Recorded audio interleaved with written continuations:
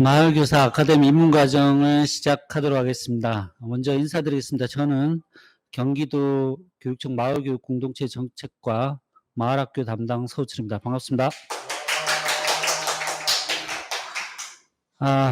네, 많은 분들이 지금 출석하고 계신데 저도 이런 거를 해보는 걸 정말 처음이라서 정말 어색합니다. 많은 양해 부탁드리고요. 여기는 지금 현재 의정부 몽실학교 2층 미디어 경청 방송국 안에 이제 미니 스튜디오로 꾸몄습니다. 이렇게 혼자 이렇게 강의하는 게 너무 어색해서 약간의 그 강의실 형태대로 만들어 놨습니다. 그래서 혼자 이렇게 떠드는 게 아니라 수강생이 앞에 앉아 있게끔 해서 함께 하고 싶어서 이렇게 공간을 준비했습니다. 한번 보여드리겠습니다. 앉아 계신 분들은 의정부 몽실학교에서 연수를 받는 분들과 우리 요번에 고등학교를 졸업하고 마을교사로 참여하고 있는 우리 청년들 또 담당자들 이렇게 있습니다. 네. 아우, 저보고 꽃미남이라고 댓글 달아주신 분들 계시네요. 감사드리고요. 이제 시작하겠고요. 지금 강의 시작 전에 출석 체크 다 하셨을 것 같고요. 예, 그 다음에, 지금 밴드 프로필에서 실명이 아닌 분들은 이렇게 변경을 해주시면 되겠습니다. 그 다음에 질문은 댓글과 밴드 게시판에 달아주시면 되겠습니다. 자, 그러면, 네. 다음 화면으로, 오늘 제가 말씀드릴 내용은 마을 교육 공동체와 미래 교육의 방향이 되겠습니다.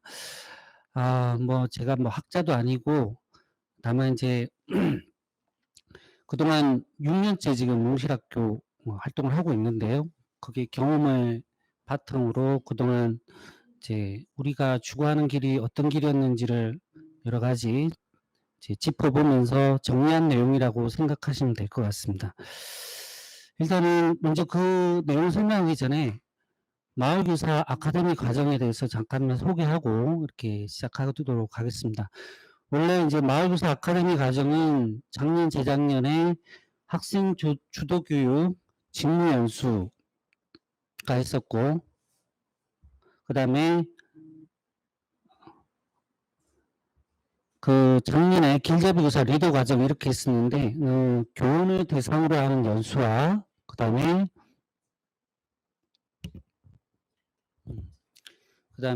우리 마을교사를 대상하는 연수가 이렇게 따로 이분화되어 있었습니다. 근데 이번에 올해 이제 같이 합쳐서 마을교사 아카데미 과정이라는 이름으로 이렇게 합쳤고요. 주 목적은 우리 그 마을교육 공동체와 미래교육, 그 다음에 지금 마을학교와 학생 주도 교육에 대한 이해, 그다음에 경기도 교육청에서 운영하는 마을업계 마을교사 양성 이런 목적이 되겠고요. 그 다음에 마을교사로서의 소양과 역량을 제고하기 위해서 연수를 준비하게 되었습니다. 그래서 현재 지금 참가하고 계신 분들은 현재 그 의정부, 고양, 안성, 성남, 김포 이렇게 5개 몽실학교에 참여하고 있는 마을 교사분들, 그다음에 교직원 중에서 희망하시는 분들 중에 이렇게 선착순으로 이렇게 해서 이렇게 참가하게 됐습니다. 코로나19로 인해서 이렇게 참여가 그렇게 많지 않을 거라고 생각했는데 너무 빨리 많은 분들이 신청하셔서 저희가 참 애를 먹었습니다. 참 원래 계획은 이게 이제 입문 과정은 각 지역별 몽실학교에서 따로따로 계획에서 진행하고 그다음 거기에서 받으신 분들을 뽑아서 또 리더 과정을 이수하고 그다음에 그분들을 또 뽑아서 전문가 과정을 통해서 정말 우리 이 마을 교사의 리더로 길러내는 것이 저희의 주 목적이었는데 아시다시피 코로나19로 인해서 이렇게 먼저 온라인으로 이렇게 할 수밖에 없게 되었습니다. 많은 양해 부탁 드리겠습니다. 그다음에 이 과정들은 각각을 이수한 사람에 한해서 그 다음 과정을 신청할 수가 있게 되고요. 그다음에 리더 과정까지 이수하신 분은 다음 연도에 마을학교, 몽실학교 이런 데에 이제 마을교사 자리가 비어 있을 경우에는 이제 길잡이교사로 참여하실 수가 있게 되겠습니다. 그리고 전문가 과정까지 이수하고 나면 이제 그 뭐 입문이나 리더 과정에서 이렇게 마을 교사들을 양성하는 또 강사도 될 수도 있을 것 같고요. 그렇게 이제 점차 성장하는 시스템을 갖춰 나가려고 하고 있고, 내년도에는 이거를 바탕으로 원격 연수까지 결합해서 이제 꿈의 학교까지 다 이제 이렇게 포함시켜 나가서 우리가 이 마을교육 공동체와 마을학교, 그 다음에 이런 미래교육, 학생주도교육 관점 하에서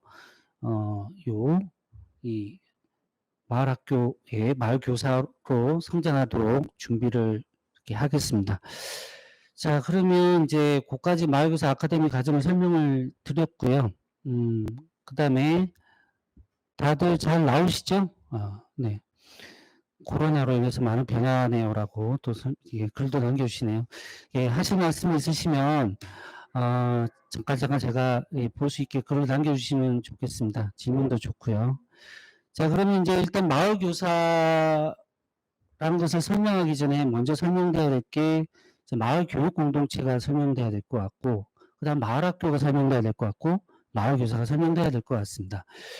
일단은 이제 마을교육 공동체를 제가 밑에다가 설명을 좀 써놨는데요. 저희 경기도교육청 마을교육공동체 정책과에서는 이렇게 붙였습니다. 초중고 학생과 동일 연령대 학교 밖 청소년이 배움의 주인이 되고 마을에서 행복하게 성장할 수 있도록 학교 교육청 지자체, 대학 시민사회 등이 협력하고 지원하고 연대하는 교육 공동체다. 이렇게 저희는 정의를 내리고 있습니다. 저는 마을교육 공동체에 대한 정의는 이게 뭐 학문적으로 완전히 정립된 것도 아니고 아직, 그 다음에 지자체나 교육청 또 민간 이렇게 해서 각각 대상으로 하는 대상이나 그 다음에 운영하는 이런 곳에 따라서 저희가 조금씩 다를 수밖에 없다고 생각됩니다. 얼마 전에 시흥에 가서 지자체 공무원분들 대상으로 강의를 했더니 제가 이런 정의를 이야기 드렸을 때 지자체 입장에서는 조금 생각이 안 맞다는 이야기를 하시더라고요. 거기는 주로 이제 지역 주민의 큰 관점에서 이제 마을교육 공동체를 생각하는 경향이 강했고요. 저는 교육청이다 보니까 학생과 또 동일 연령대 학교 밖 청소년으로 일단은 이렇게 환정을 하고 있고, 다만 이제 여기서 그치지 않고 이 친구들이 다 청년이 되니까 그렇게 함께 나가서 연결될 수 있게끔 하고자 하는데 초점을 맞추고 있습니다. 그래서 저희는 일단 생각이 경기도 교육청의 마을교육 공동체라고 생각하시면 될 것 같고요. 그 다음에 마을학교도 마찬가지입니다. 마을학교도 마을학교라고 이름 붙인 이유는 누구나 이제 한번 들어도 쉽게 그 개념을 이해하기 위해서 그렇게 붙였던 거고요. 각 단위마다 마을학교에 대한 정의가 다를 수 있다고 생각됩니다. 경기도 교육청에서는 마을학교로 이렇게 정의를 내렸습니다. 초중고 학생과 역시 동일 연령대 학교 밖 청소년의 학습관 실현을 위해서 학습관 실현이라고 방점을 찍었습니다. 그래서 이 마을교육 공동체가 함께 만들어가는 학습자 주도의 학습 플랫폼이라고 붙였습니다. 학습 플랫폼이 좀 말이 어렵죠. 이제 모든 걸 좀 포괄하면서 공유가 가능한 그런 개념으로 생각했고, 그냥 쉽게 이야기하면 그냥 학습자 주도의 학교 밖 형태라고 생각하시면 될 것 같습니다. 이렇게 정의가 붙여진 이유는 그동안 경기도교육청이 쭉 오면서 꿈의 학교라든지 몽실학교라든지 또 학습의 선택권이 강조되고 있는 꿈의 대학이라든지 이런 다양한 저희는 이제 그걸 마을학교로 부르는데요. 그 마을학교들에서 학생 주도 교육의 경험이 쌓였기 때문에 그 경험과 함께 마을교육 공동체를 동시에 강조하자는 의미에서 이렇게 저희는 이렇게 정의를 내렸고요. 그렇게 해서 요걸 바탕으로 하고 있고, 이제 이 마을학교에는 지금 현재 있던 꿈의학교, 꿈의대학, 몽실학교, 뭐 방과후학교 이런 들이 다 이게 포괄된다고 생각하시면 될 것 같습니다. 그럼 이제 이 마을학교에서 아이들과 함께하는 마을교사에 대한 정의가 또 필요하겠죠. 근데 이제 여기서 이제 교사란 말에 뭐 방점이 찍혀진다라면 지식을 전달하는 그동안에 우리 원래 교사의 개념이 소리가 울린다네요. 마이크를 좀 떼서 할게요. 네, 알겠습니다. 이 문자도 계속 신경을 써야 되는군요. 정말 어렵습니다, 이거. 제가 지금 문자도 보고, 제 강의 노트도 보고, PPT도 보고, 그 다음에 그거를 다 왔다 갔다 하면서 하고 있습니다. 그래서 원래 교사의 개념과 달리 보고 있습니다. 이제 미래교육에서도 이야기하는 부분인데요. 교사의 역할이 바뀐다고 그러죠. 저희는 교사 역할을 조력자라고 보고 있고요. 그래서 교사는 마을 학교에서 학생이 이제 주도로 기획 운영하는 학습 활동에 함께 참여해서 원활한 운영을 위해서 적극적으로 지원하는 조력자 이렇게 하고 있습니다. 그래서 원래 이름은 길잡이 교사라고 합니다. 지금 의정부 몽실학교는 계속 길잡이 교사라고 부르는데 이것도 좀 문제가 있었습니다. 길잡이 교사라고 하니까 또 개념이 낯설어서 이게 조례라든지 이런 데 쓰는 데 있어서 어려움을 많이 표하는 경우가 많아서 할 수 없이 모두가 한 번 들어도 알 수 있는 이름으로 마을교사로 했던 거고 그 안에 정의를 저희가 이렇게 담았습니다. 그래서 조력자로서 이제 다음과 같은 길잡이 역할을 한다 이렇게 이제 정의를 내렸고요. 그래서 여기 보면 이제 학생 주도 학습, 학생들이 스스로 배움을 기획하고 주도하는 그런 학습의 설계라든지 그런 운영을 지원하는 역할. 그다음에 또 이렇게 하다 보면 이제 스스로 배움을 해 나가는 데 있어서 심화 교육이 필요한 경우에는 이 마을 교사들이 심화 교육을 전문가를 연결한다든지 통해서 교육을 지원하는 역할들 그렇게 하고 있고요. 그다음에 제일 중요한 역할은 제 관계, 소통, 학생들끼리의 소통, 형성 그런 관계를 형성할 수 있도록 지원하는 역할을 하고 있습니다. 그다음에 이 다양하게 펼쳐지는 활동들에 대한 안전을 책임이고 지고 지도하는 역할을 하고 있고요. 그다음에 이런 학생 주도 학습 과정을 발전시키고 일반화시키는 데 노력하고 있습니다. 그 밖에도 이 몽실학교의 자치 조직에도 참여해서 몽실학교가 아이들의 어떤 자치 배움터가 되면서도 마을 교육 공동체가 활성화될 수 있는데 역할을 다할 수 있게끔 그렇게 하고 있습니다. 그래서 전반적으로 이렇게 저희가 정의를 내리고 있는 마을학교, 마을교사, 마을교육 공동체 보면 이 초점이 뭐 학습권, 그다음에 학생 주도 교육, 그다음에 학생 주도 학습 이렇게 해서 학생 주도 교육의 방점이 찍혀 있다고 생각하시면 되고요. 그거를 지원하는 마을 교육 공동체가 연결되는 개념이라고 생각하시면 되겠습니다.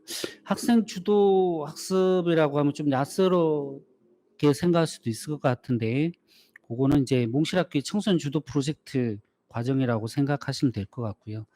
근데 이제 주도라는 것이 이제 다양한 형태로 스펙트럼으로 펼쳐지는 것 같아요. 보통 보면 이렇게 처음에는 단순 참여해서 그다음에 이제 다양한 선택을 할 수 있는 그런 것도 주도의 한 개념이라고 보는 거고 나중에는 전체를 설계하고 도전하는 과정까지 이렇게 펼쳐질 수 있는데 그런 활동들을 전부 주도성의 개념으로 생각하고 있습니다. 자, 요렇게 해서 저희 경기도교육청 마을교육공동체 정책과에서는 마을교육공동체, 마을학교, 마을교사를 정의를 이렇게 내리고 있습니다. 자, 그러면 이제 이 대략적인 마을교사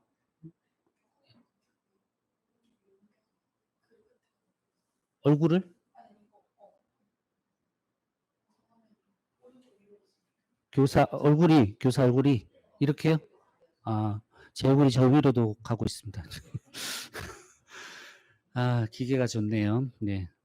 자, 그러면 이제 본격적으로 이제 오늘 그 마을 교육 공동체와 미래 교육의 방향에 대해서 말씀을 드릴 건데, 이제 이 마을 교육 공동체가 우리 학생 교육에 왜 필요한지, 학습 생태계가 왜 필요한지, 이런 것들을 설명할 수 있는 논문을 제가 하나 좀 소개를 먼저 해드릴까 합니다.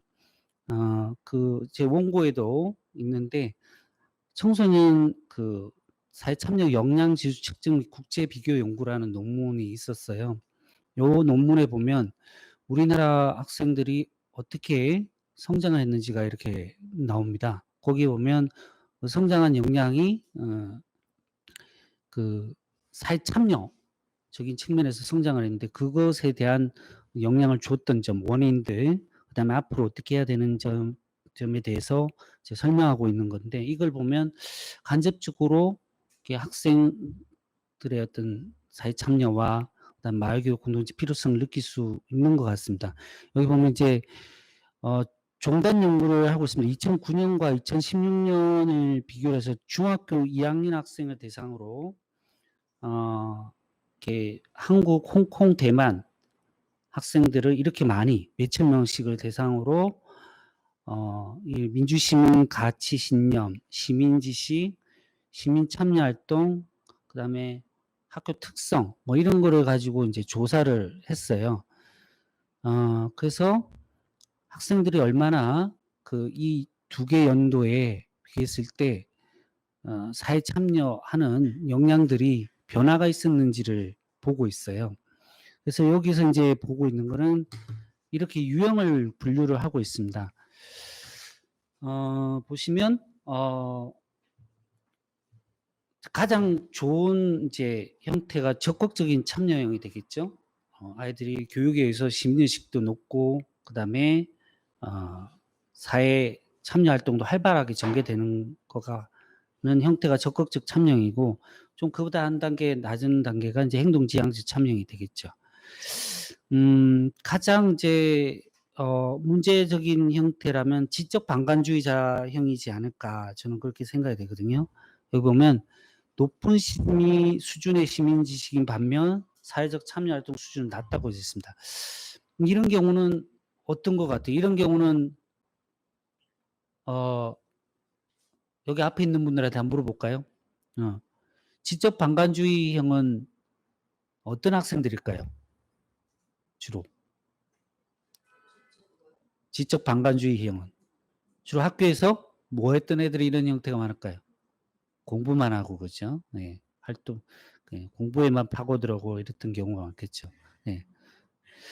네. 그런 경우가 있고, 그 다음에 제한적 참여형은 이제 소극적이고, 보통 수준 내에서 하는 경우가 되겠습니다. 이게 이제 이런 걸 유형으로 나눠서 2009년과 2016년을 조사를 했어요. 그럼 한번 물어볼게요. 2009년에는 어떤 유형이 가장 높았을 것 같고, 2016년에는 어떤 유형이 가장 높았을 것 같은가? 세 개 나라는 어땠을까? 두드려 맞춰보는 거예요. 우리 청년들한테 한번 물어볼게요. 이렇게 물어보려고 제가 지금 여기 앉혀놓은 겁니다. 자, 원고는 밴드에 있습니다. 밴드에. 네. 자, 2009년에는 어떤 유형이 가장 높았을 것 같아요? 2009년이면 몇 살이었죠, 우리 청년들은? 9살. 9살은 좀 멀었네, 아직. 네, 지금은 20살입니다. 한번 맞춰보세요. 어떤 유형이 가장 높았을 것 같습니까? 지적 방가주. 왜 그렇게 생각하죠? 9살이었어. 공부 알았을 것 같다. 그래요. 그러면 가장 좋은 적극적인 참여형은 그럼 그 반대로 낮았을 것 같고, 그죠? 예. 이렇게 반응해 줘서 고맙습니다. 이거 진짜 온라인 어렵네요. 자, 그러면 2016년에는 어땠을까요? 우리 만보. 참여형이 가장 높았을 것 같아요. 왜 그렇게 생각하시죠? 적극적인 참여까지는 성숙하진 않았어요. 아, 예. 차선의 참여 있을 것 같아요. 그러면 그렇게 높아진 이유가 뭐 그렇게 높아졌다라는 이유가 있을까요? 아무래도 이제 사회 전체가 어. 민주화가 되어 사회 전체가 미주화가 되었다. 아. 개인의 자유가 추구되는 가치가 있으니까. 네, 마스크 내리셔도 될 것 같습니다. 여기 하세요. 자, 예. 네, 조금씩 높아졌을 것 같다. 다른 분들은요? 우리 중학교 선생님 어떻게 생각하신지? 중학교 선생님은 무슨 말인지 모르겠다고 그러셨습니다. 자, 이제 보여드릴게요. 보여드리는데 또 하나 더 물어볼게요. 그러면 한국, 중국, 홍콩, 아까, 아니다, 어디죠? 한국, 홍콩, 대만, 이 세 개 나라도 나왔어요. 세 개 나라는 어느 나라가 가장 많이 변화가 일어났을까? 어느 나라, 아니면 변화가 안 일어났을까요? 여기. 그러니까 한국, 홍콩, 대만을 다 비교했잖아요. 어느 나라가 제일 획기적인 변화가 일어났을까요? 우리나라요? 왜요? 그러니까 문제를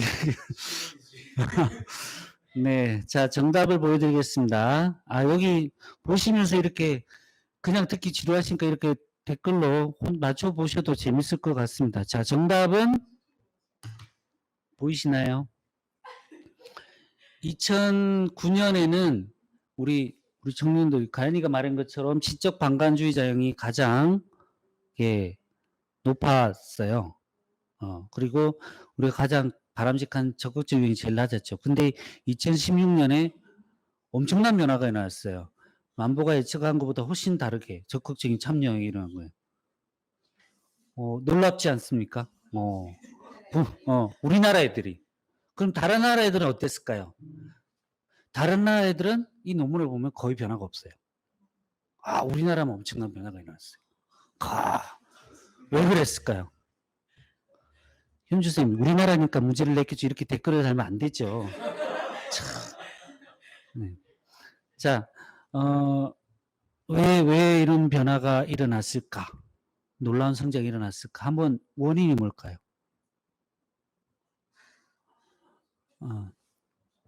원인.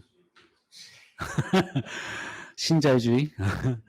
아니고 하여튼 변화는 일어난 걸 보면 굉장히 좋죠, 그죠? 우리나라 중학교 몽실학교 때문이 아니고 이때 몽실학교가 이제 시작해서 자, 일어난 원인은 바로 이 원인이라고 논문에서 밝히고 있습니다. 아니다. 그 전에 요런 것도 추가로 밝히고 있어요. 그 논문에서 보니까 부모의 정치적, 사회적인 관심도가 높을수록 학생들도 성장이 굉장히 참여적 행동이 높아진다. 부모의 영향이 있죠. 근데 재미난 게 이제 두 번째 주는 것 같아요.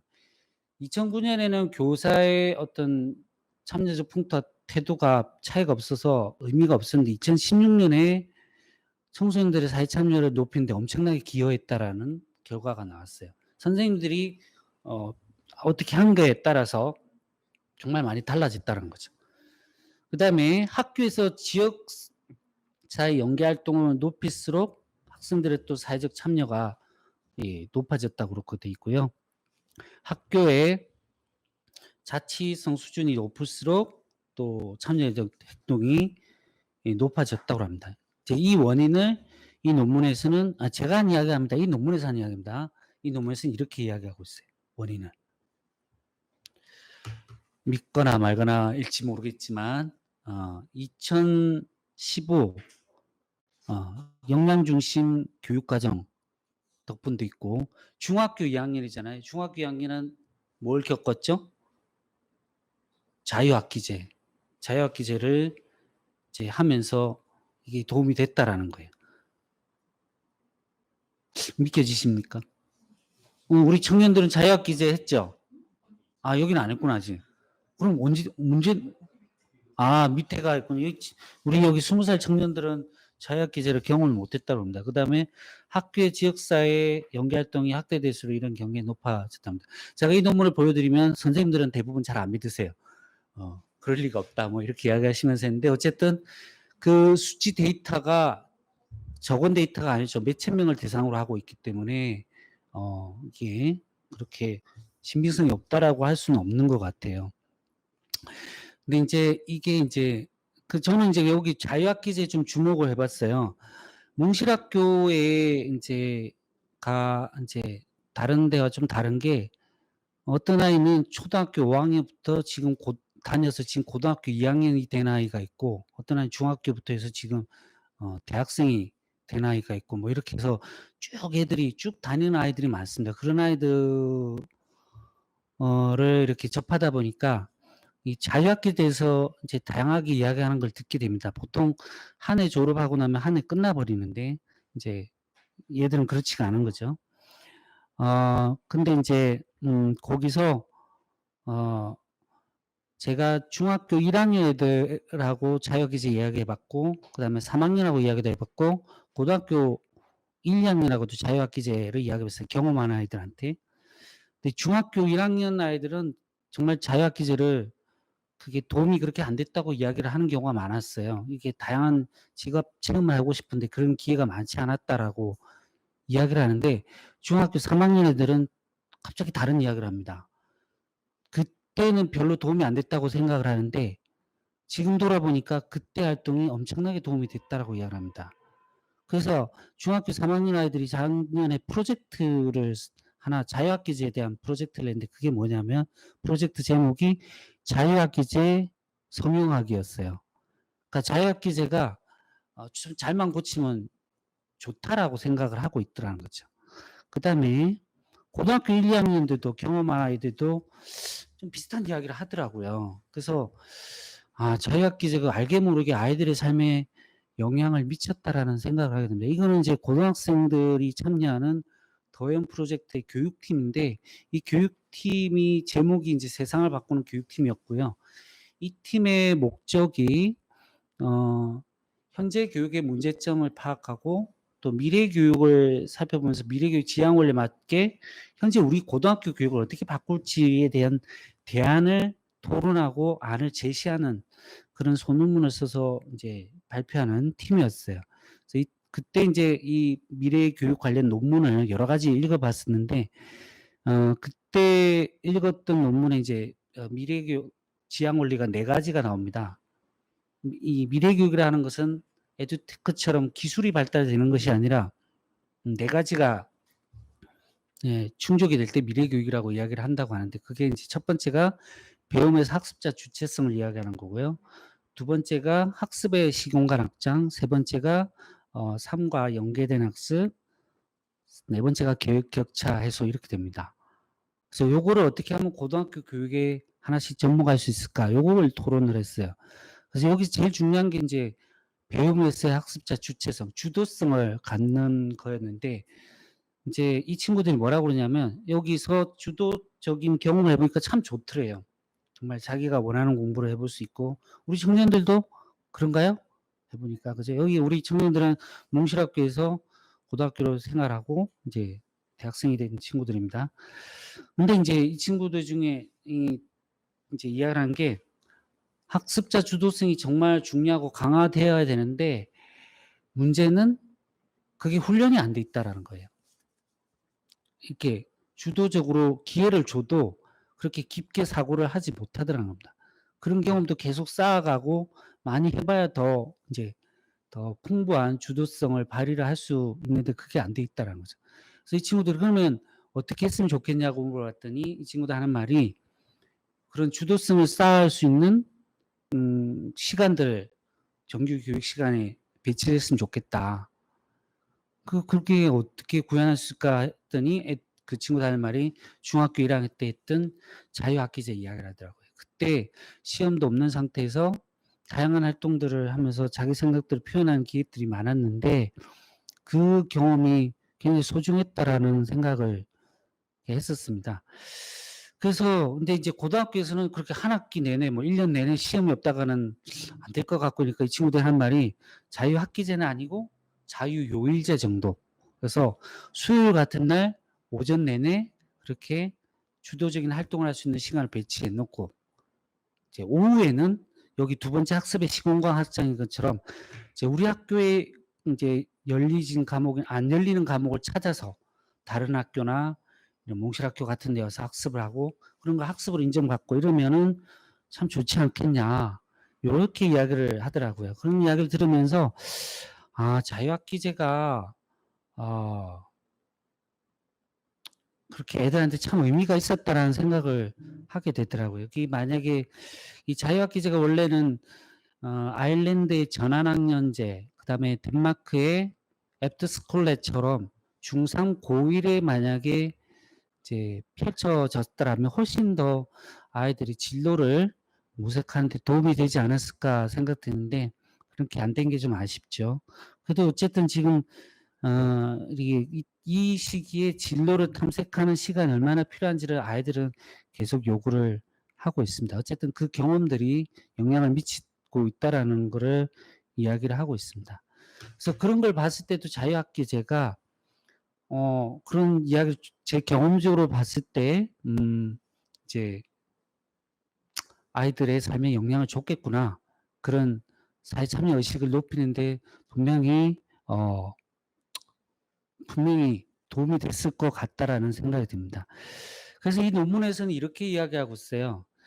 이런 사회적 참여 역량을 높이기 위해서는 이제 시민선거 관련된 주제별 교육 프로그램을 개발한다든지 그다음에 정부 및 지역사회 자원을 활용한 그다음에 다양한 사회 활동 프로그램이 제공돼야 된다. 그다음에 학교에 참여 지향적인 풍토가 조성되는 것도 중요하고 학교 밖에서도 이런 다양한 참여할 수 있는 기회가 지역사회 기반으로 만들어졌을 때 학교 안팎에서 더 풍부하게 경험을 할 수 있다는 거죠. 우리 청년들 어땠어요? 학교 밖에서 이런 경험을 해보니까 그냥 학교 다녔을 때하고 비교해 봤을 때 어떤 것 같아요? 크게 이야기했어요. 크게. 내가 만약에 몰랐다라면 여기 와서 내가 일어난 변화. 네, 말을 못하고 있습니다. 지금. 하여튼 네, 그렇게 이제 제안을 하고 있고요. 그래서 학교 안팎에서 이런 다양한 경험들이 있으면 좋겠다는 생각인데 사실은 뭐 코로나19로 인해서 뭐 이마저도 다 무너지고 있는 상황이라서 네, 안타깝지만 하여튼 이런 그 논문의 결과가 이제 제시를 하고 있습니다.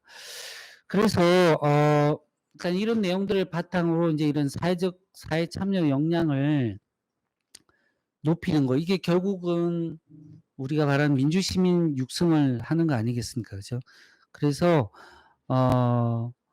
민주시민 육성에 필요한 이 역량을 개발하기 위해서는 이러한 것들을 해야 되지 않을까. 일단은 이제 2015 교육에 지향하는 역량 기반 교육과정 우리는 학교에서 충실히 운영을 하고요. 역량을 키울 수 있도록. 그다음에 더욱 자유학기제, 자유학년제가 이제 다양한 참여 중심으로 활발하게 전개가 돼야 될 것 같고 학교에서는 지역사회와 연계한 또는 학생들이 학교 밖에서 다양하게 열려진 지역사회에 참여하는 교육활동들에 참여하게 된다라면 훨씬 도움이 되겠죠.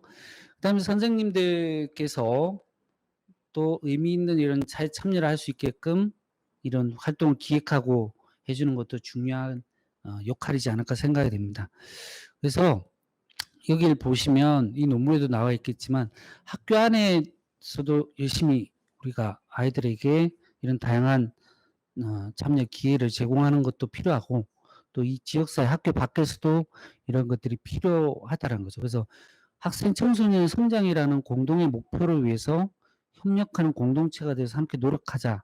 이런 걸로 이제 의미를 정리를 할 수 있을 것 같아요. 그래서 여기서 좀 더 나아가서 개념을 생각하면 이제 학교와 지역사회, 그러니까 마을교육 공동체가 함께 우리 청소년의 성장, 이런 사회 참여 의식을 높일 수 있는 그런 활동들을 다양하게 펼쳐놓고 참여할 수 있게 한다라면 더 민주시민을 육성하는 데 더 도움이 되지 않을까 생각됩니다.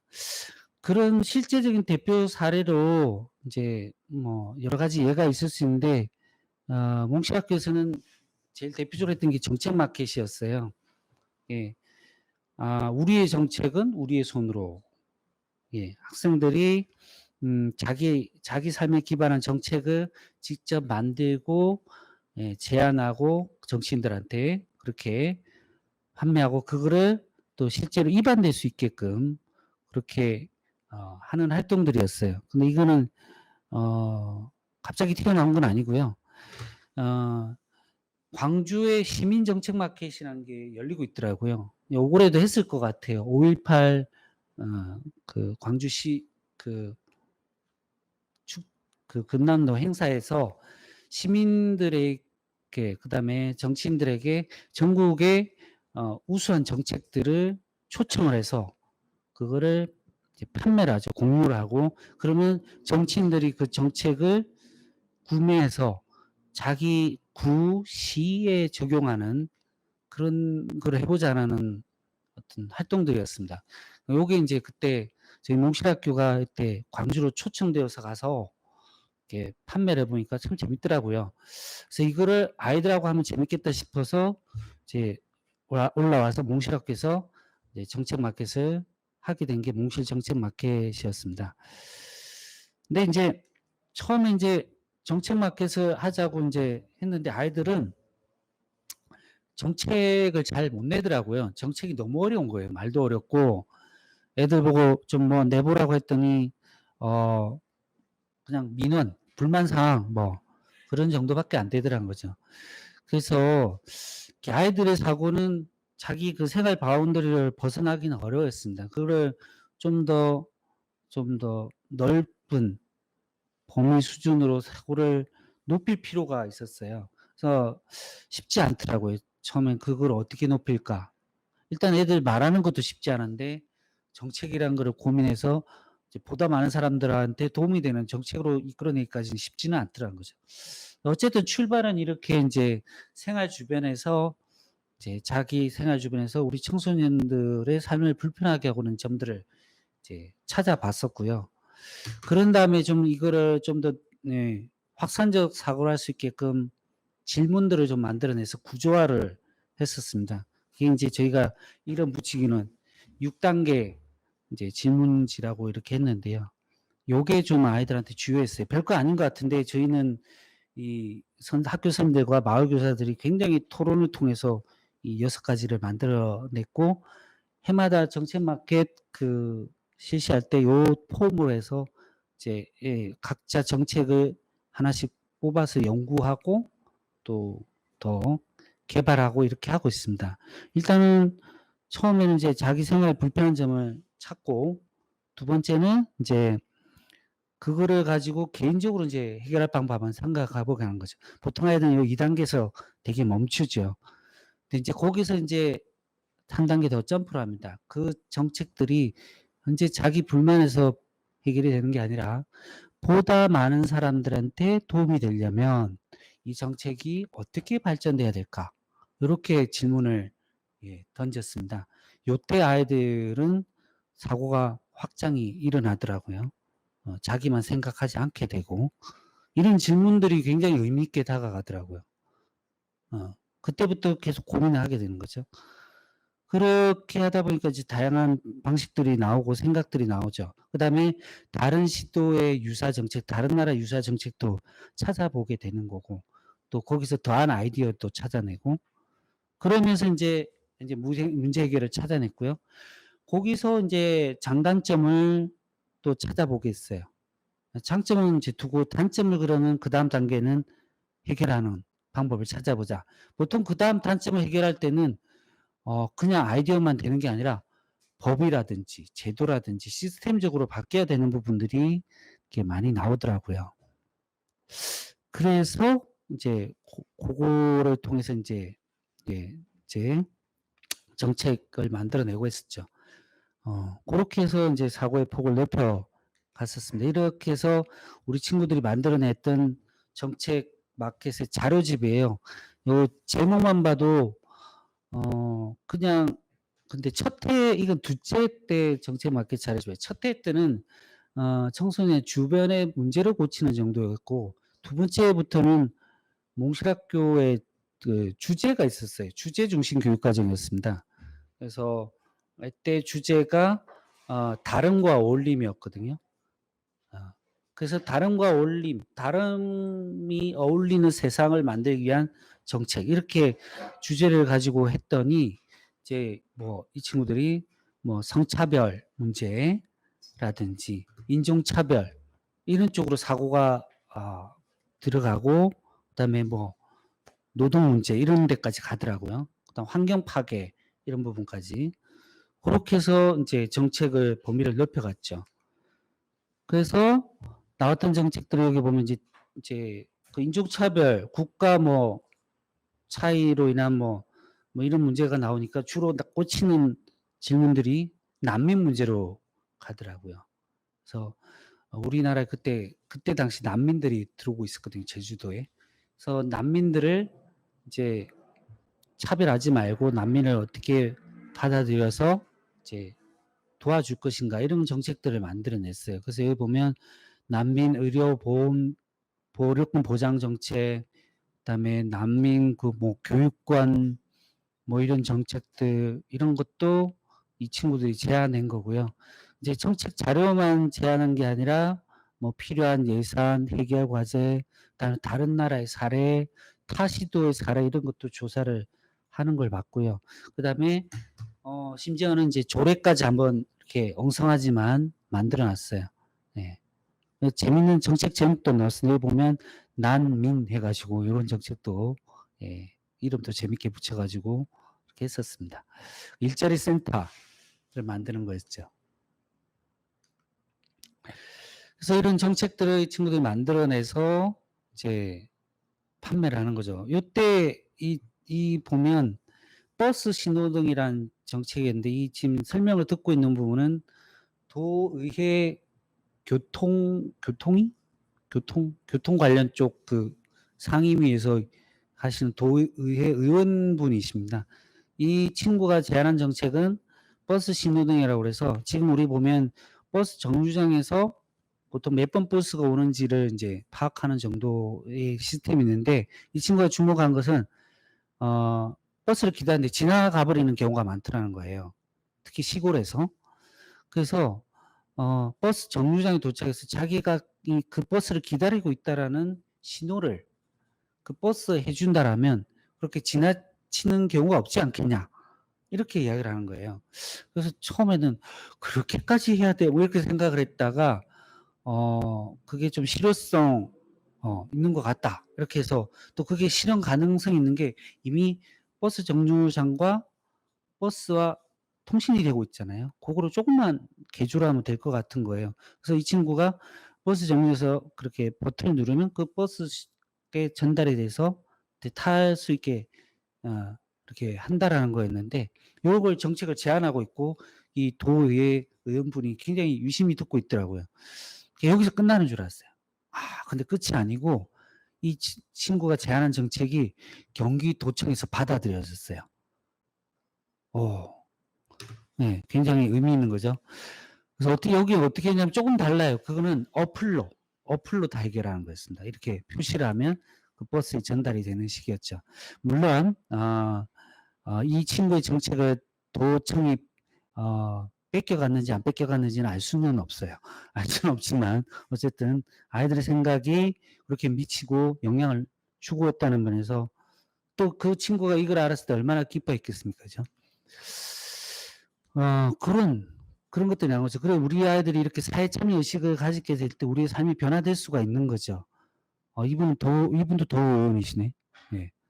이렇게 애들한테 하고 있고, 이게 이제 사진을 찍는데 이 들고 계신 분이 이 정책을 자기는 반영하겠다 약속하는 거야, 아이들 앞에서. 그렇게 하는 겁니다. 했었고요. 이 정책들은 이제 많이 해마다 개발돼서 경기도 교육청에 이제 각 부서에 배달이 됩니다. 그러면 부서에서는 이 아이들의 정책을 어떻게 반영할 것이고 어디까지 반영할 수 있고 그런 거를 다 이렇게 피드백을 해서 보내줬어요.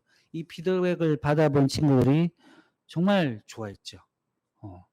그리고 첫 해 그랬는데 둘째는 더 놀라웠던 게 경기도 유치원에서 그 전년도의 정책이 몇 %까지 반영이 됐다, 진척이 됐다고까지 이야기를 하는 피드백을 보내준 거예요. 그래서 보통 이렇게 이 애들이 정책을 제안하는 그런 이제 행사들이 많은데 거기서 끝나는데 그게 아니었던 거죠. 피드백을 받게 되니까 훨씬 더 애들한테 큰 도움이 됐던 것 같아요. 그리고 아이들한테도 그 정책이 진짜 반영되려면 우리 정책 마켓에서 끝나면 안 되고 도시의회 뭐 시청 홈페이지 가서 그런 것을 계속 주장을 해야 된다라고 이야기를 했어요. 그런 경우도 있었습니다. 군산에 군청학년이라는 청소년연합회가 있었어요. 그 친구들이 한번 단체로 여기 의정부 몽실학교에 왔다가 깜짝 놀란 거예요. 그 군산이나 의정부랑 별 크게 차이가 없는 것 같은데 의정부에는 이런 게 있는데 자기들이 없다는 거예요. 자기들 맨날 도서관을 이렇게 전전긍긍하면서 이렇게 모일 장소가 없어서 이렇게 헤매고 있었는데 여기는 근사하게 아이들의 자치병터가 있는 걸 보면서 열받은 거죠. 그래서 얘들이 내려가서 이 팟캐스트를 만들어서 정치인을 소환해서 거기서 토론회를 열고 우리도 만들어 달라 막 주장하고 했어요. 그래서 3년 노력 끝에 올해 4월에 군산의 청소년자치병터 자몽이 열렸습니다. 초등학교 하나를 건물을 아이들한테 다 줬어요. 그래서 그런 사례가 나오는 겁니다. 애들은 얼마나 기뻐하겠습니까? 물론 그때 열심히 했던 애들은 이미 청년이 됐죠. 하지만 그 후배들이 그 혜택을 누리는 거죠. 그런 걸 경험했던 아이들은 아마 평생 잊지 못하지 않을까요? 그런 경험들을 이 마을학교에서 해줄 수 있지 않을까 생각됩니다. 예, 그런 의미에서 보면 될 것 같고요. 이거는 이제 또 이제 사회 참여 사례로 이제 가장 최근 사례로 이제 준비를 해보려고 한 건데 지난주 토요일입니다. 지난주 토요일 날 의정부 몽실학교에서 이제 더엔 프로젝트 첫 시작이었어요. 이 코로나19 때문에 모일 수가 없었어요. 너무 모일 수가 없어가지고 참 안타까웠죠. 그래서 원래 몽실학교는 대거 단체로 모여서 함께 고민하고 기획활동을 통해서 다양한 프로젝트 설계한 다음에 선택을 하는 식으로 해서 보통 한 번 모이면 몇백 명씩 모였어야 되는데 도저히 뭐 코로나 때 모일 수가 있어야죠. 그래서 그거는 이제 포기하고 일단은 먼저 고민할 수 있는 기획단을 모아서 이제 활동을 하기 시작했는데 이때 이제 더엔 프로젝트 기획단이 모여서 지난주 토요일 날 활동을 시작했어요. 아이들은 정말 모이고 싶었던 것 같아요. 처음에는 몇 명 못 나온다더니 꾸역꾸역 오더니 이렇게 한 20명 가까이 애들이 모였고요. 여기 와서 이제 더엔 프로젝트를 처음 하는 애도 있고 했던 아이들도 있고 근데 이제 그런 아이들이 다 섞여 있는데 함께 그래서 그거를 어떻게 하면 더 이제 발전적으로 해볼 수 있을까를 고민하면서 이제 이야기를 나눴었고요. 일단은 가장 필요한 주제를 잡아보자 해서 주제를 의논을 했었습니다. 그때 이제 처음엔 주제가 필요 없다라는 친구들도 있었고, 그다음에 어떤 친구들은 과거, 현재, 뭐 미래 이런 주제를 냈던 친구도 있고, 공동체라는 주제를 냈던 친구도 있고, 공존 뭐 이런 주제도 냈던 친구도 있고, 그다음에 코로나19가 지금 번지니까 코로나19로 해서 인간의 존엄이 뭐 파괴되는 그런 것도 있는데 그런 다양한 주제들이 나와서 이제 이 몽실학교 그 더엔 프로젝트는 삶의 문제에 대한 해결 방안 탐구였거든요. 주제가 대주제가. 그래서 그거와 어울리는 올해 주제를 잡았는데 그 올해 주제가 뭐냐면 같이 이제 합의한 게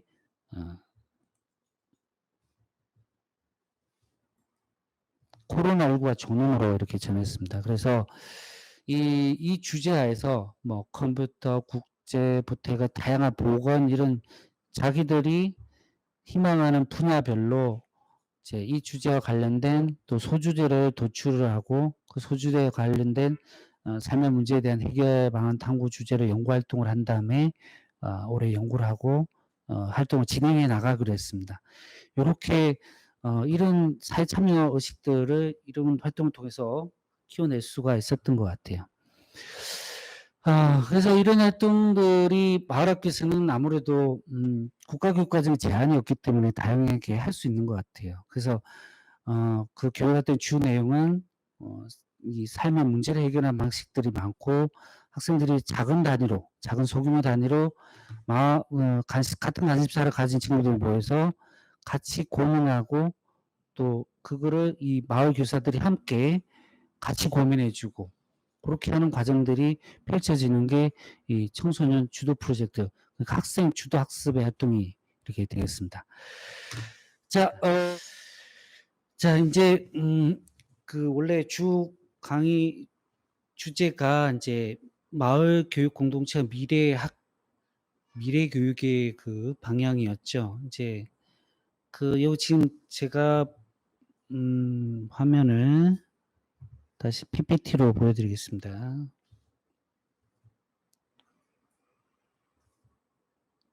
네. 보이시나요? 글자 안 가리죠? 네. 재작년인가? 이 벨기에 여기 보면 연구실에서 학자가 우리나라에 왔었어요. 우리나라에서 와서,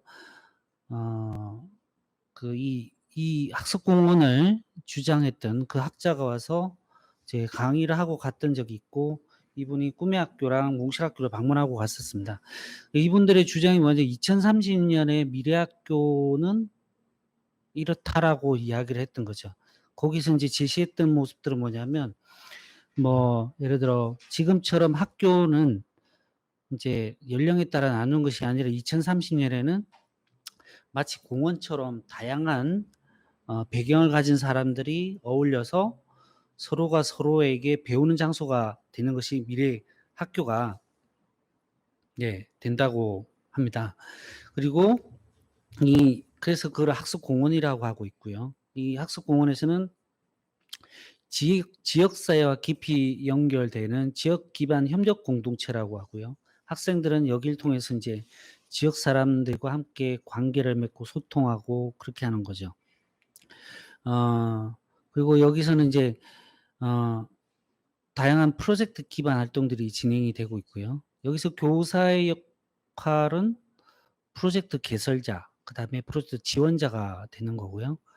여기에서는 이제 주로 무학년제 활동이 이루어지고 그다음에 문제는 공통 과목이 없어지고 선택 과목으로 다 전환이 되고 같은 관심사를 가진 학생들끼리 이제 코치라면 교사의 도움이겠죠. 코치 역할하는 교사의 도움을 받아서 학습자가 배움의 주체가 되는 그런 형태의 학습을 한다고 합니다. 여기 교육과정의 형태는 이제 3가지 형태가 된다는데요. 공식적 교육과정, 프로젝트 기반 교육과정, 비공식 교육과정 이렇게 된다고 합니다.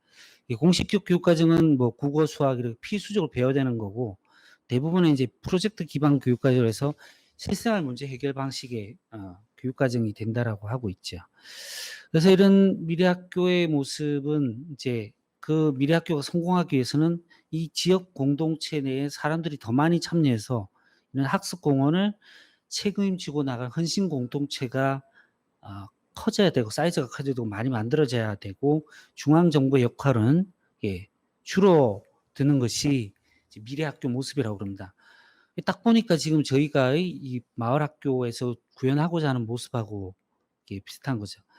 그래서 그때 벨기에에서 이 학자가 와서 이제 그 내용을 하길래 저희는 진짜 벨기에에 이런 게 되고 있는 줄 알았어요.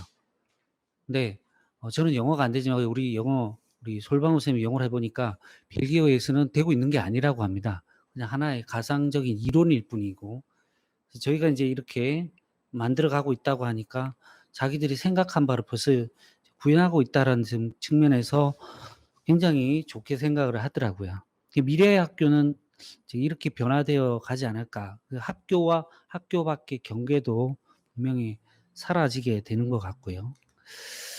이런 흐름은 뭐 하도 떠들었던 요즘은 좀 잠잠해요. 4차 산업혁명에서도 계속 나오는 이야기입니다. 뭐 그때 슈밥이란 사람이 이제 4차 산업에서는 교육의 역할을 이제 칸막이 사고의 틀에서 벗어나서 다양한 생태계를 포용하고 통합하는 것이 교육이고 또 협력적이고 유연한 어떤 사고를 통해서 공론의 담론을 생산한다. 그래서 이때 필요한 것은 뭐 관용, 존중, 뭐 좋은 말은 다 갖다 붙여서 배려와 연민을 통한 뭐 이런 지속적인 협력과 대화의 교육, 그다음에 공동의 책임 의식을 느끼는 뭐 이런 것들이 될 것이다라고 이야기를 하고 있습니다. 이런 게 되기 위해서는 이제 여기 적혀 있는 대로 학습자 역할이 더 이상 소비자가 아니라 메이커 창작자로 되면서 실생활에 적용된 프로젝트 학습이 된다. 이렇게 하고 있고요. 그래서 이 내용들을 정리를 하자면 뭐 학습자가 스스로 만들어가는 교육이다. 그것이 미래 교육이다라고 하고 있는 거죠. 그래서 지금 우리가 앞에서 쭉 정의 내렸던 마을학교의 모습들에서 이런 부분들과 일맥상통을 하고 있다라고 보시면 될 것 같고요. 이건 저희는 이제 마을학교에서 지금 이제 구현했고 이게 실제로 아이들이 이렇게 자발성이 이렇게 발현이 되기 위해서는 이런 방향으로 교육이 가야 된다라는 것을 먼저 우리가 학교 밖에서 실험으로 했던 거고요. 학교 교육도 분명히 이렇게 앞으로 바뀌어 나갈 것이라고 생각이 됩니다. 이미 이제 이런 것들이 실현이 되고 있는 것 같아요. 그 가장 그런 미래 교육, 미래 학습이라는 걸 가장 잘 실현하고 있는 학교가 어디냐면 미국의 올린 공대라는 겁니다. 이 미래의 교육 올린이라는 이 책 굉장히 얇거든요. 여기 보면 학생이 만드는 커리큘럼 뭐 이렇게 돼 있죠, 그죠? 그다음에 뭐 감옥의 장벽을 문 팀 프로젝트 뭐 이렇게 돼 있습니다. 이 책을 한번 읽어 보시기를 좀 권해 드립니다. 한 2-3 시간이면 금방 다 읽으실 것 같아요. 이 지으신 분은 실제로 올린 공대 가서 한 몇 달 동안 이제 활동을 하면서 이 학교는 뭐가 우리나라 대학과 다른지를 쭉 살펴보고 왔어요. 이 학 그 학교는 지금 보스턴 근처에 있는 아주 학부 중심의 작은 대학이고요. 학생 수도 얼마 안 되죠. 얼마 안 되고 공과 대학인데 이 대학이 미래 교육의 핵심으로 지금 불리고 있습니다. 이 영상을 잠깐 보여 드리겠습니다.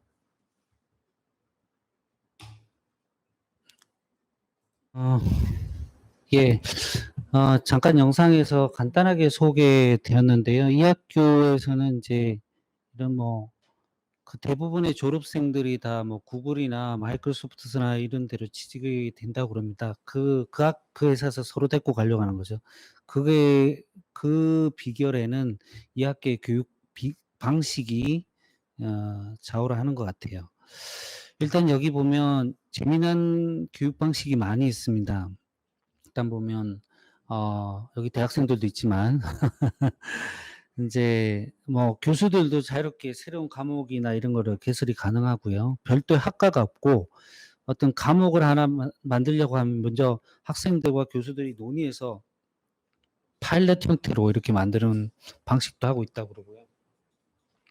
뭔가 교육 과정의 틀이 이렇게 딱 정해져 있지 않습니다. 여기 제일 재밌는 과목이 역사의 물건이라는 과목인데 모든 물건은 재료에 만들어지고 그 재료는 이제 역사적으로 발전해 왔다는 거죠. 그래서 재료공학과 역사학이 결합이 되는 방식인데 학생들은 자기가 원하는 물건 하나 선택을 해서 그거의 역사를 따져보고 또 미래를 예측해 보는 방식으로 하고 그걸 공유하는 방식으로 이 수업이 진행이 된다고 합니다.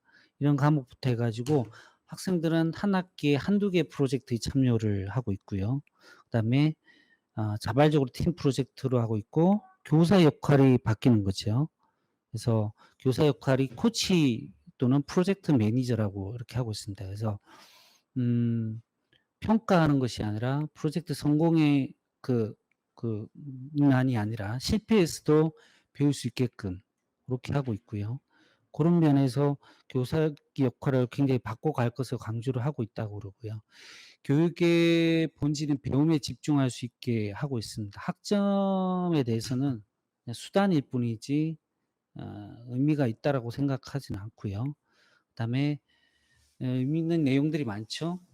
배운 것이 잇따르면 학점을 깎지 않는다든지, 첫 학기에는 학점을 매기지 않는다든지, 그렇게 해서 점수가 아닌 재미나 내적 동기를 발견할 수 있도록 이렇게 하고 있다고 합니다.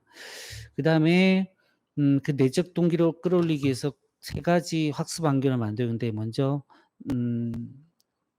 다양한 성공 체험을 할 수 있는 그런 걸 통해서 자신감을 불러일으키고요. 그다음에 실제 상황과 연결시키는 삶에 기반한 학습을 한다는 거죠. 그래서 그다음에 스스로 자발적 의지를 가지고 할 수 있도록 자주성을 강조하는 거, 주체성을 강조한다라고 생각하시면 될 것 같습니다. 그래서 여기는 이제 교수가 커리큘럼을 만드는 것이 아니라 이런 걸 보장하기 위해서 커리큘럼 중심에 학생이 있다라고 보는 거고, 학생 중심으로 학생의 의견을 교육 과정에 반영을 하고 있습니다. 그래서 학생의 의견을 반영하기 위해서 가프라고 해서 목표, 활동, 결과물 평가를 학생들의 요구에 따라서 수업 설계에 반영한다는 거죠. 모든 과정들을 학생들의 의견으로 이루어지고 있다라는 겁니다. 교사들은 그걸 조력자로 하고 있고요. 몽실학교에서 지금 청소 주도 프로젝트하고 거의 유사한 방식입니다. 이게 이제 이런 방식으로 교육을 했더니 이제 학생들은 굉장히 창의적으로 이렇게 되는 거죠. 그래서 그만큼 이제 이런 부분들이 이제 많이 어필하고 있고, 이게 이제 앞으로 미래 교육 방향이라고 하고 있고요. 미국만 하고 있느냐? 아니, 우리나라도 하고 있더라고요. 보니까 파란 학기제라고 해서 아주대학교에서 이렇게 하고 있어요. 학생 스스로 도전까지 설계하고 학점으로 인정받는 방식을 하고 있습니다. 근데 이게 전에 부총리 김동연 부총리가 그분이 총장으로 있을 때 했는데, 그 총장 물러나고 나서 잘 안 된다는 이야기는 듣기는 했었지만 이런 도전을 했었다는 겁니다. 그래서 했는데 드디어 이 아주대학을 넘어서는 학교가 곧 탄생할 것 같아요. 여기 보면 한정공대라고 나오고 있습니다. 지금 대통령 공약으로 아마 전라도 나주에 세워지는 것 같은데요. 이제 물론 이게 한전에서 세워진다고 하니까 뭐 여러 가지 이야기는 많이 나오고 있지만, 어쨌든 한전공대가 2023년에 개교를 할 예정인데, 거기에 모델이 올림공대입니다. 올림공대 똑같이 프로젝트 방식으로 수업을 진행하려고 준비를 하고 있다고 합니다. 그래서 이게 이제 이런 식으로의 교육으로 계속 변화되어 가는 게 추세고 미래 교육의 방향이라는 걸 우리가 충분히 이렇게 느낄 수 있지 않나 생각이 됩니다. 그래서 저희가 지금 쭉 이제 이렇게 왔던 것의 이제 핵심은, 가장 중요한 건 배우면서 학습자 주체성, 학생 주도 교육 관점이었고, 그거를 학교와 학교 밖에 이렇게 경계를 넘나드는 학습 생태계 확장으로 이어지고 있는 거죠. 이런 흐름은 우리 이미 경기 교육이 흘러왔던 방향과 같습니다. 그래서 지금 경기 혁신교육이 혁신학교에서 출발해서 지금 3.0이라고 일컬어지는 거하고 연결이 되고 있어요. 그래서 처음에는 이제 학교를 개혁해서 어떤 학생 중심 교육의 흐름으로 출발을 했다라면, 혁신교육 2기 2.0에서는 그러한 어떤 학습 생태계를 지역으로 확산시켜 나갔고, 3.0에서는 그거를 학생 주도와 학습 생태계가 확장하는 모습으로 이렇게 가고 있습니다. 그게 이제 미래교육의 흐름과 맞닿고 있고, 그게 우리 이제 경기혁신교육이 걸어온 길이었다라는 생각이 저는 들더라고요. 근데 분명히 이건 쉬운 흐름은 아니었어요. 일단은 2.0을 보시면 2.0에서 여러 가지 문제는 나왔던 것 같습니다.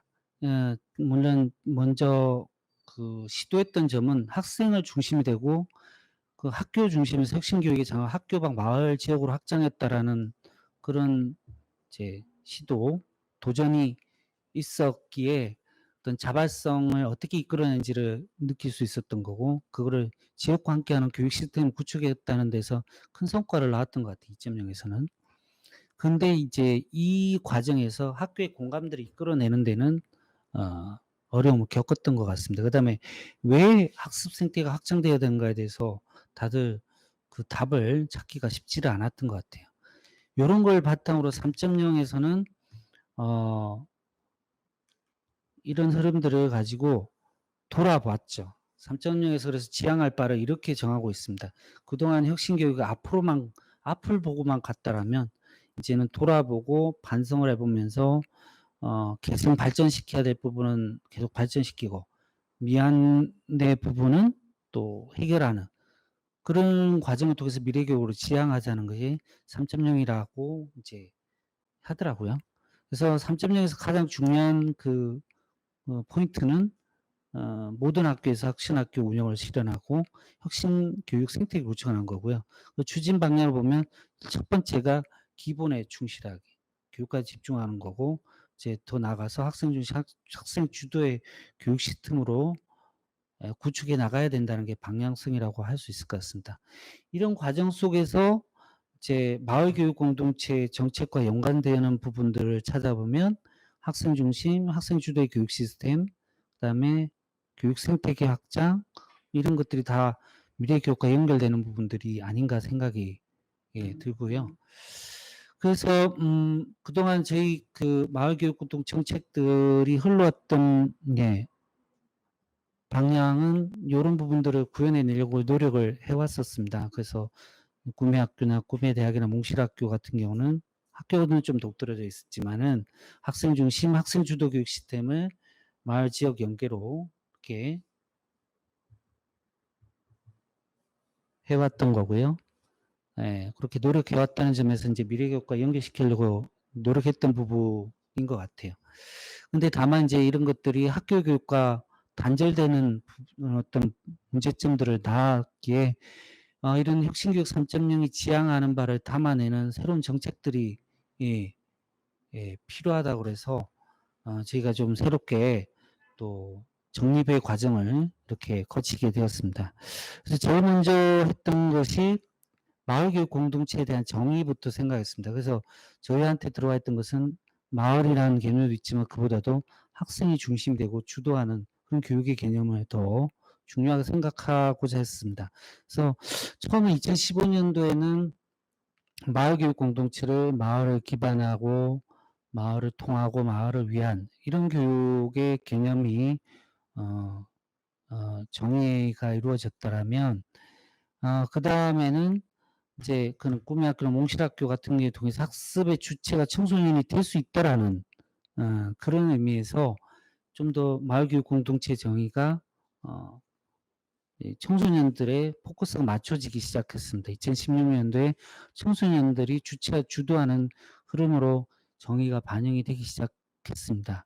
그런 과정 속에서 2019년도에 마을교육 공동체 기획단의 정의에서는 이제 이렇게 정의를 내리고 있죠. 뭐 마을이 아이들을 함께 키우고 아이들이 마을의 주인이 되도록 뭐 학교, 교육청, 지자체, 시민사회 등이 협력과 지원하는 연대하는 교육 공동체 이렇게 좀 계획을 세웠다가 아이들이라는 표현을 통해서 대상화시키고 있다라는 의미에서 수정할 필요가 있어서 저희가 이제 이렇게 가다듬게 된 겁니다. 그래서 주체는 학생들, 그다음에 학교 밖 청소년들이 배움의 주인이 되고 이제 행복하게 성장할 수 있도록 우리가 연대하는 교육 공동체 이렇게 하고 있습니다. PPT는 제가 또 나중에 올려드리겠습니다. 예. 그렇게 정의를 내리고 되었습니다.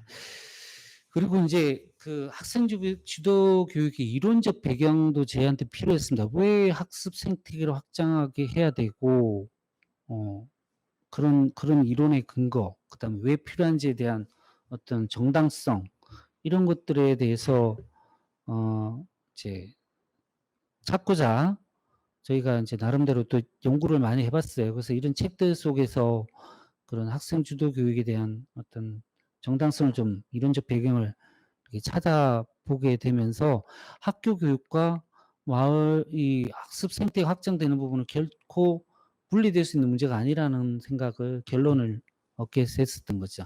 이 책들에 보면 이런 흐름으로 나오고 있어요. 이게 경기 교육이 흘러왔던 흐름하고 일맥상통하고 있습니다. 여기 보면 예전에는 교세자 중심의 교수 패러다임이었죠. 근데 이게 지금 이제 학습자 배움 중심의 학습 패러다임으로 전환이 되고 있다라는 겁니다.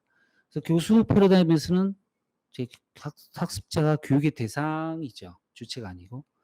근데 학습 패러다임은 바뀌는 거죠. 학습자를 수동적인 존재가 아니라 선택적인 학습 행위라는 능동적 행위자로 인식을 한다라는 겁니다.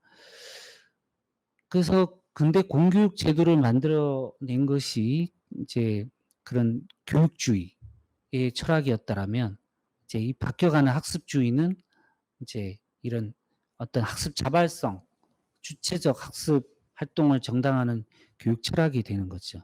그래서 이 학습주의가 우리 경기 혁신 교육이 그 완전히 행정 중심에서 학생 중심, 학생 주도 교육을 하는 이 흐름과 맥을 같이 하고 있는 것이 아닌가라는 생각을 하게 됐습니다. 학습주의를 그래서 좀 더 찾아봤어요. 뭘까? 이렇게 학습주의가 찾아보니까 이렇게 나오더라고요. 일단은 인간을 적극적인 학습 동물로 보고 있습니다. 그래서 이미 자발성을 내재하고 있다는 거죠. 이 내재하고 있는 이 학습 동물을 너무 억누르고 있다는 거죠, 그동안은. 그리고 학습의 목표가 외부의 지식에 있는 것이 아니라 학습자의 삶에 내재하고 있다라고 보고 있습니다. 그래서 자기 학습자의 삶에서 목표가 나와야 된다라고 보는 거고요. 그다음에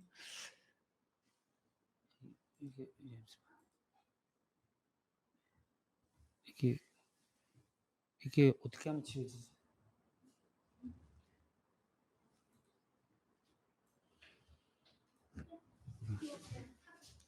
네.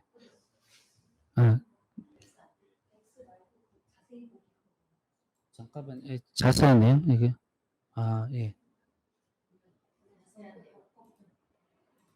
예, 됐어요. 잠깐. 그리고, 저는 가장 재미있게 본 문장이 세 번째 문장이었습니다. 교육은 학습을 위한 보조적 활동이다. 학습을 더 큰 개념으로 본 거죠. 학습을 하고자 하는데 필요할 때 교육을 받는 거라는 거예요. 무조건 교육을 받아야 되는 것이 아니라, 스스로 학습해 나간데 필요하면 교육을 받는 거죠. 이 대표적인 경험을 많이 했었어요, 몽실학교에서. 애들이 스스로 학습을 해 나가는 거죠. 하다가 좀 전문 지식이 필요할 때 그때 이제 진짜 전문가를 찾아서 연결만 시켜줘도 충분히 배울 부분을 다 배우더라고요. 다음에 교육자와 학습자가 상호 학습을 할 수 있다는 부분들도 네, 의미 있는 부분이고요. 그게 이제 학습주에서 이제 이야기하는 부분이고, 그 다음에 그 이제 이 교육주의에서 나오는 것이 교육권이고 권리고 학습주의에서 나오는 게 학습권인데, 교육권은 교육을 받을 권리를 강조했다라면 이제 우리가 이제 주목해야 될 권리는 학습권이라는 생각이 듭니다. 학습권은 학습자의 기본적인 인권, 자유 개념까지 포괄된 권리인 거죠. 그래서 학교 안에서만을 교육을 받는 것이 아니라 학습자 입장에서 배움을 바라보고 학습자가 필요하다라면 학교 교육뿐만 아니라 학교 밖의 교육, 또 비형식적 교육 다 모두가 학습자에게 필요하다라면 그거를 능동적으로 학습할 수 있는 기회를 보장받게끔 하는 것이 학습권이라는 겁니다. 훨씬 더 교육권보다 큰 개념인 거죠. 이 학습권에 의해서 평생교육, 학습 생태계, 학생 주도 교육, 그 마을교육 공동체 이런 근거를 가지게 되는 것이 아닌가라는 생각이 듭니다. 이 학습권 실현을 위해서는 크게 네 가지 조건이 실현이 돼야 된다고 한다고 합니다. 첫 번째가 학습자 주도 원리가 있어야 되고요. 그래서 학습자가 배움의 주체가 되어야 된다는 거죠. 그다음 두 번째가 그런 기회는 누구한테나 평등하게 주어지는 게 평등의 권리고요. 세 번째는 그런 기회 사람들은 누구한테나 선택할 수 있는 권리가 주어지는 거.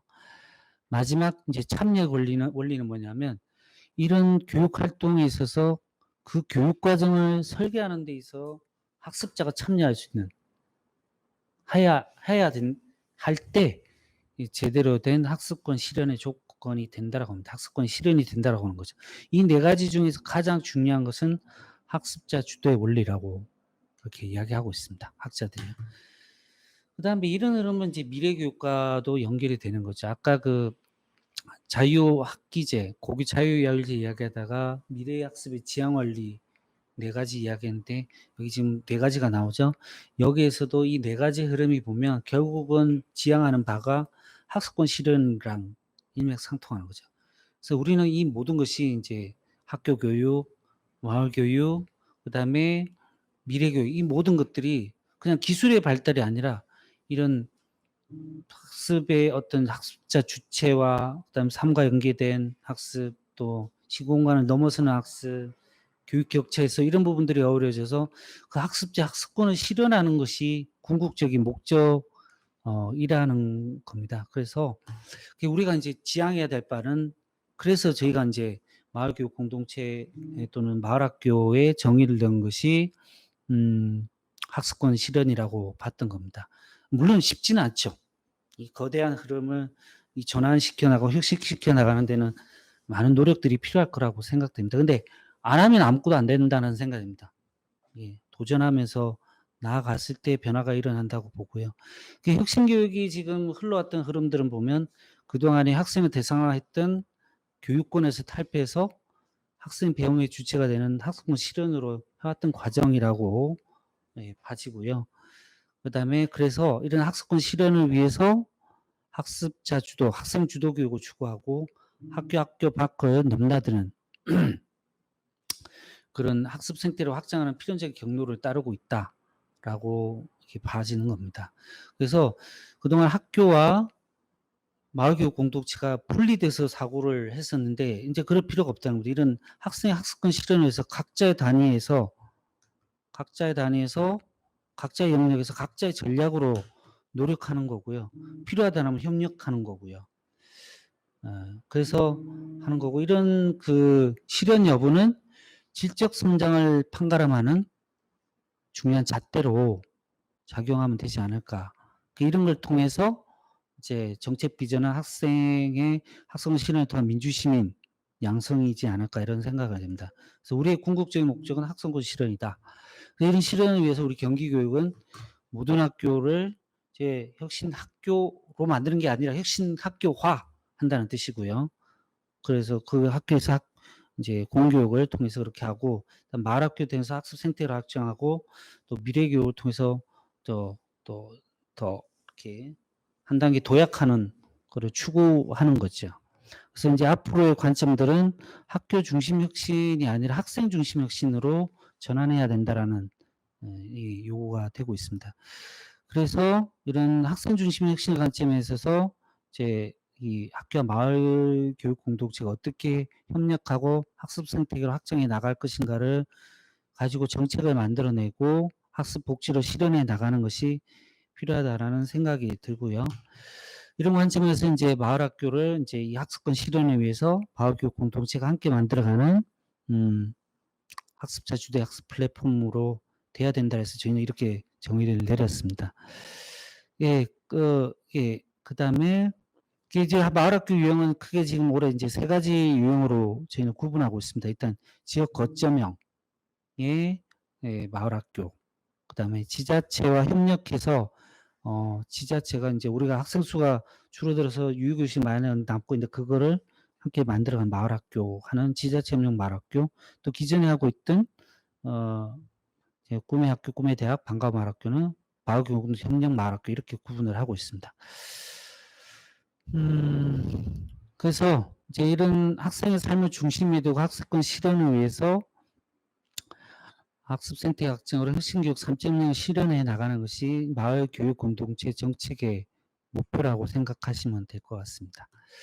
그걸 위해서 다양하게 이제 학습 플랫폼을 구축해 왔다고 보시면 되겠습니다.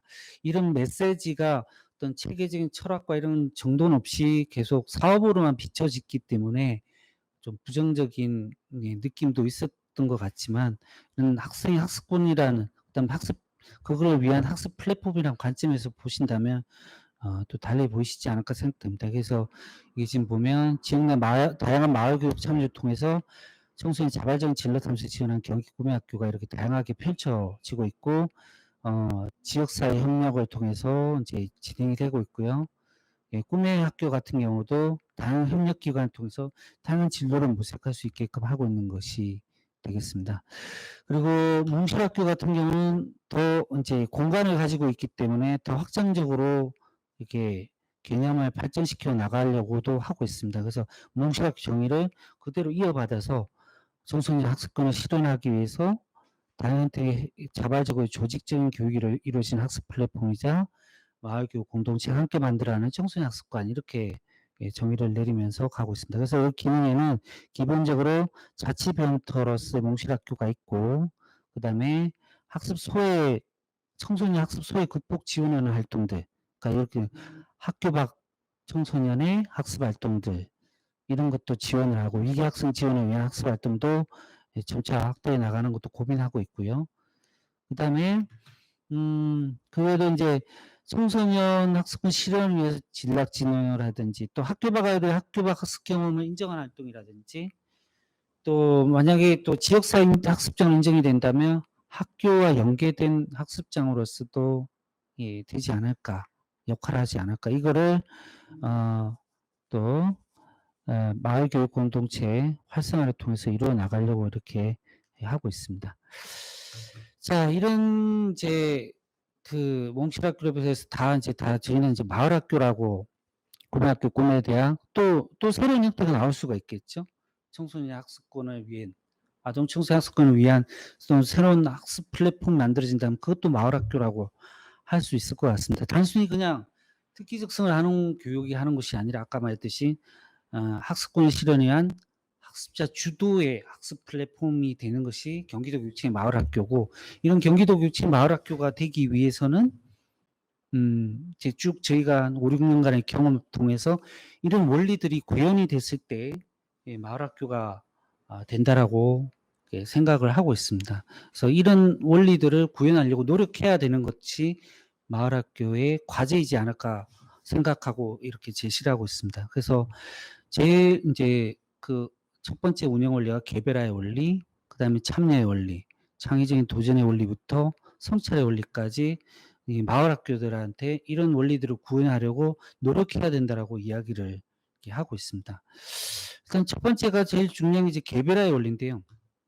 학생들이 학습 주도성을 가지려면 개별화의 원리, 개인적인 흥미와 관심사에서 출발해야 되더라고요. 그랬을 때 가장 적극적으로 참여하게 됩니다. 자발성을 가장 제일 이끌어 주게 되는 거죠. 그래서 개별화를 어떻게 할 것이냐. 그래서 그동안은 학교의 학생들이 맞추었다라면 앞으로는 학습자의 학교가 맞춰야 되는 식으로 생각을 전환을 가져야 되지 않을까. 물론 모든 아이들의 학습 욕구를 들어줄 수는 없겠죠. 비슷한 흥미 욕구를 가지나 학습자를 묶어주는 과정이 필요하다라고 보는 거고요.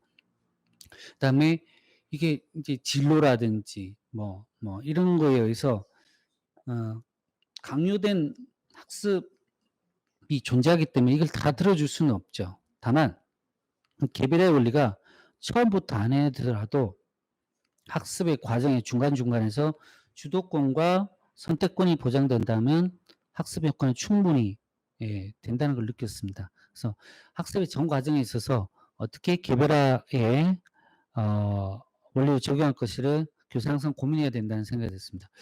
너무 지루한지 앞에 있는 청년들이 졸기 시작했습니다. 그래서 네, 네, 네 여기 연수생들께 알려드린 건 마지막 출첵은 이 글을 남기실 필요 없고요. 밴드에 그 체크 표시만 하면 됩니다. 보이 체크. 예. 일부러 고생하시면서 쓰실 필요 없을 것 같습니다. 밴드로 가셔서 출첵을 하시면 될 것 같아요. 그래서 이제 몽실학 같은 경우는 이제 이런 과정을 통해서 이제 개별화 원리를 구현하기 위해서 노력을 하고 있습니다. 여기 보면 이제 몽실학교에서 청소년 주도 프로젝트 기획 워크숍을 통해서 개별화의 원리를 구현하기 위해 노력하고 있다는 것을 보여주는 학습지고요. 예. 그래서 먼저 자기에게 1년간의 시간이 주어진다라면 무엇을 하고 싶으신부터 해가지고 그 하고 싶은 것을 가지고 배우고 싶은 거, 바꾸고 싶은 거, 실천하고 싶은 거 이런 거를 찾아보게 하고 그 같은 관심사를 가진 아이들끼리 이제 먼저 만나서 프로젝트를 가안을 작성을 해보고요. 그걸 가지고 이제 구체적으로 팀빌딩부터 공유하는 작업을 통해서 이제 프로젝트 세부 계획을 세우는 방식대로 하고 있습니다. 출석을 안 하셔도 된다고 했는데 계속 출석을 하고 계십니다. 예.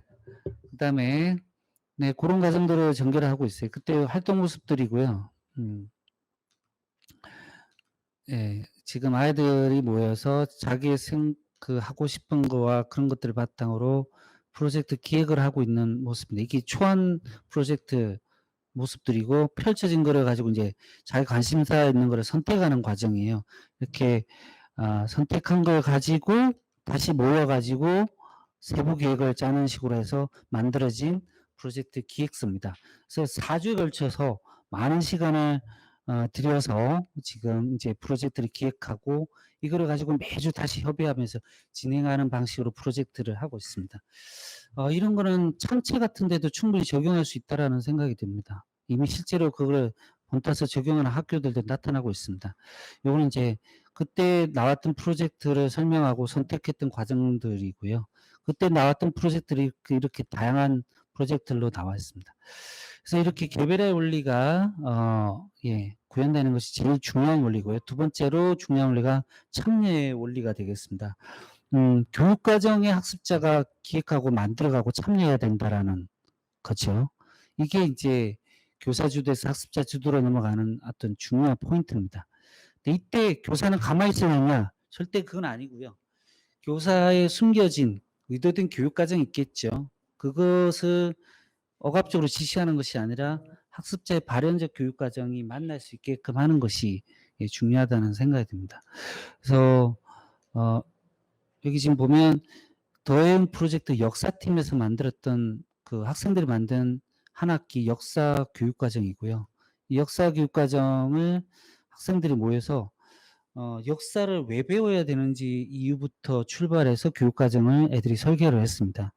그때 모였던 친구들이 역사를 굉장히 잘 아는 친구들이 모였는데, 그렇게 잘 암에도 불구하고 왔던 이유가 좀 더 역사를 깊게 고민하기 위해서 왔다고 그러더라고요. 그래서 이 친구들이 모여서 했던 이유가, 그 역사를 배우는 이유에 대해서 토론했을 때 그때 나왔던 이유가 과거의 잘못을 다시 반복하지 않기 위해서였고, 이 친구들이 선택한 키워드는 민주주의였습니다. 그래서 민주주의를 공부하는 식으로 교육과정을 설계했고, 또 그거를 실제로 이제 책으로가 아니라 경험적으로 만나게 하기 위해서 뭐 이제 광주 민주주의 운동을 이제 실제로 경험한 사람 만나본다든지 이런 활동들로 또 발전해 나갔던 것 같아요. 그다음에 이런 책들도 선택을 해서 보기도 하고요. 관련된 영화도 보면서 재밌게 공부를 하기도 하고, 지금 요즘 좀 이야기가 시끄럽지만은 나오는 그 수요 집회 가서 친구들이 실제로 느낀 바를 또 발표도 하고 이런 시간도 가졌었습니다. 이 친구들 중에 한 명은 요번에 역사교육과를 가서 역사교사가 되고자 도전해서 됐더라고요. 그리고 세 번째가 창의적인 도전의 원리인데요. 실패를 걱정하지 않게 해서 창의적인 도전에 가능하게끔 했을 때 주도성이 함량이 되더라고요. 그래서 목시학교에서는 다양하게 도전을 장려를 하고 있습니다. 뭐 푸드트럭도 해봤었고요. 그다음에 그림을 좋아하는 친구들이 텀블러를 이제 하는데, 이 포인트가 무부족 국가 어린이들을 돕기 위한 텀블러였어요. 자기들이 직접 그 그림을 다 그렸습니다. 여기 아이들은 미대 지나가고 싶은 아이들이었거든요. 이렇게 이제 나름대로 의미 있는 그림을 만들어서 발표를 했는데, 팔았는데 실패했어요. 거의 팔리지 않았어요. 하지만 그래도 실패에서도 많이 배웠다고 하면서 정리를 했던 거고요. 그다음에 이 친구들은 출판팀 프로젝트 아이들인데, 몽실학교 이야기를 책으로 출판하고 싶어 했어요. 근데 처음에 실패했죠. 2년간 계속 프로젝트를 내고 도전하다가 실패를 거듭한 끝에 마지막에 실제로 몽실학교 이야기라는 책을 만들어냈습니다. 이 책에 이제 옆에 날개 보면 저자로 아이들의 이름이 등록이 되어 있고요. 이 책의 수익금은 전부 장학금으로 이렇게 쓰입니다. 제가 꼭 책을 팔겠다는 뜻으로 말씀드린 건 아닙니다. 그다음에 이제 이 모든 학습의 과정이 민주적인 협립학습의 원리를 따라야 되더라고요. 그래서 협력에서 문제를 해요. 여기는 이제 민주적인 의사결정 과정을 경험하게끔 하게 되는 거죠. 그래서 모든 학습이 이렇게 타원, 원 형태로 해서 계속 생각을 돌아가면서 계속 생각이 덧붙여지고 하는 겁니다. 그리고 처음에는 우리 길잡이 교사들의 어떤 피드백에서 또 성장을 하지만 나중에 되면 상호 피드백을 통해서 또 성장을 하더라고요. 그런 과정들이 중요했고, 그다음에 공동체성도 중요한 포인트였던 것 같습니다. 그 소속 그 감을 느낄 때 자연스럽게 사회 참여 의식은 더 늘어나더라고요. 그다음에 공동체의 따뜻한 배려를 만나게 했을 때 공동체성은 형성이 되고요. 그다음에 그런 걸 또 이끌어내는 데 있어서는 공동체 문제를 함께 풀어가면 좋더라고요. 그래서 선택했던 게 이제 이런 거였죠. 여기 몽시학교에서 올해는 못했어요. 코로나 때문에 결국은 못했어요. 어린이날 행사를 4년째 했었습니다. 청소년들이 기획하고 동생들은 놀아주는 어린이 행사를 자기들이 기획해서 지역의 어린이들을 초대해서 이렇게 다양하게 행사를 진행하고 놀아주고 그걸 보람으로 가져갔던 행사를 4년 내내 진행을 했었습니다. 코로나가 사라지면 또 내년에 할 수 있겠죠. 네. 아이들은 이거를 일거리로 느끼지 않았습니다. 자기들도 충분히 재미있는 활동으로 생각을 하고 있었습니다. 이렇게 성장한 친구들이 이렇게 의정부에서 자라나서 이렇게 됐어요. 그래서 지금 여기 의정부 대보름 밤마당인데 이 처음에 할 때는 주로 어른들이 했는데 이제는 우리 청년들이 가서 이 대보름 행사를 진행을 하고 그래요. 어른들이 다 이제 이 청년들한테 넘기고 있습니다. 그다음에 몽실학교 청년들이 여기 대구 들어가 있어요. 정부시 청년 도시재생 목표사업에서 이 도시재생에 대해서 고민하고 이렇게 이끌어가고 있습니다. 이런 모습도 보여주고 있죠. 이 친구들이 다 돌아와서 이 지역을 살리기 위해서 이 지역에서 정착하기 위해서 많은 노력을 하고 있습니다. 이게 마을교육 공동체의 모습이지 않을까 생각이 됩니다. 이런 바탕이 됐던 것은 다 이제 공익성과 공공성을 바탕으로 했을 때 됐었고요. 저희가 가장 그거를 이제 잘 드러내는 표현이 우리가 하고 싶은 것으로 세상을 이렇게 하자였거든요. 예. 그래서 그런 거를 계속 이제 의미 있게 설명해내고 아이들하고 같이 고민하는 과정 속에서 자기의 관심사에 그치던 것들이 더 많은 사람과 더 많은 사람을 위한 활동으로 커져갔어요. 이것도 지금 영상 프로젝트 팀인데 자기 영상 만드는 그 정도에서 벗어나서 의정부의 이미지를 바꾸기 위한 뮤직비디오를 만들어내는 영상들로 한다든지 자전거 좋아하는 아이들이 모여서 자전거 수입법을 배운 다음에 자전거 대여소를 운영한다든지 그다음에 그 아두이노나 이 또 3D 프린터를 공부하는 친구들이 시각장애인을 위한 그런 지팡이 같은 발명품을 만드는 이런 식으로 자기 프로젝트 과정 결과물들이 자기만의 만족으로 그치지 않더라는 거죠. 그렇게 됐을 때 아이들은 정말 더 큰 공동체와 또 세상과 만나고 사회를 만나게 되는 것 같았습니다. 그리고 또 중요한 원리가 삶에 기반한 학습의 원리죠. 암과 삶이 연결이 되는 것이 중요한 것 같아요. 그래서 첫 해 때 그 더해 프로젝트 중에서 이렇게 삶의 문제에 대한 해결 방안 탐구 주제로 다양한 프로젝트들이 나왔고 이거를 연구하고 해결 방안을 제시하는 활동들을 했었고요.